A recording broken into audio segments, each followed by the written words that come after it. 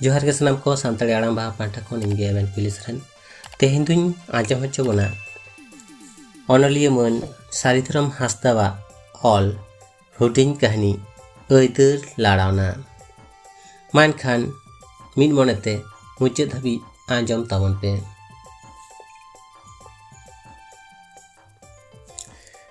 जीवन ऐदर लाड़ावना डाहार ताड़ाम ताड़ाम ते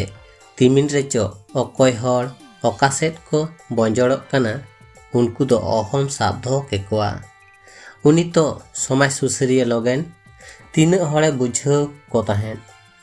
मेन लेदाय नोआ समाज रिन जानाम आकना नोआ समाज रिन हड़ा रेंगेज राबांग लाय लाकचार आरिचाली बांग आरु फेरा हाबिज अका सेद हो बाय चला एकरार नामाय हाताव आकदा। स्टेज रे उनिया कथा आंजम लगी हड़ को ताड़खावेना ओकारगे मीटिंग मिछिल होयो कान ओंडेगे नेलेका झाड़ झाड़ हड़ सेटर काते दिस हुदिस कथा को आतेन आंजम तया हड़ को मेना सारिगे लगेन बाबू दो सनत साबु कान नील समाज सुसड़ी हड़ कनाय उनिया उयहर भावना लेकाते हापेन जुमिद दो तिंगु केटेज लेनखान तीसो आदो बांग लांदुर न्युरुआ मिद बार हड़ दो लगेना रांगावना गालमाराव आजमते उद्गव काते दिकु कोठेन टटसा कथा ररड़ को एहबेना। हाँ बो खुड़ा हामदेर माजुपाड़ार माज गाड़ियाटा बाबार काज छेड़ले भुलान भुलान तोदेर करे लिली दाड़ा हामराव घुरे दाड़ाচ্ছি কি করে ঘুরান লিতে হয় তা একটু সুবুর কর তোদেরকে দেখাচ্ছি।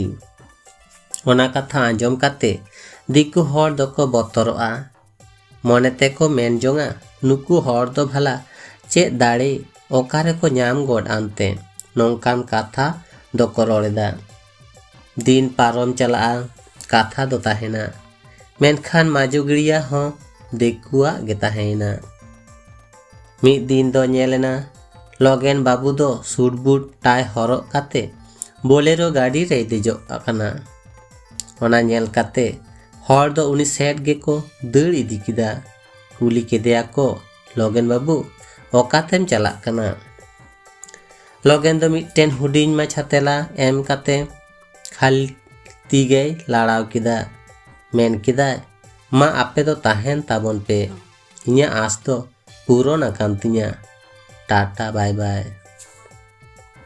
हर दो हाहाड़ा काते उनी सेट कयक थीर रेगे को ताहेना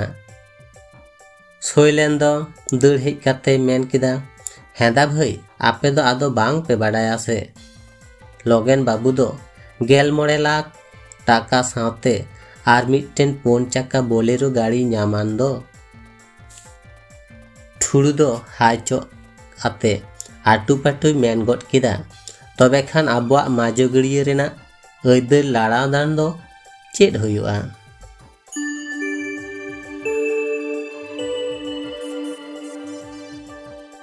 कहानी तो नोडे के मुचेना आंजमेद था पे कहानी सारिधरम हांसदा ऑल हुडिंग कहानी ऐदर लाड़ावना कहानी ओकालका पे आइको किदा कमेंट तलाते बाड़ा हचिन पे और हाँ कहानी जुदी पे कुसिये कदा एनखान लाइक शेयर साथे नोआ चैनल सब्सक्राइब काते बेल आइकन जटे दो आलोबन हिड़िंग मा। जोहार।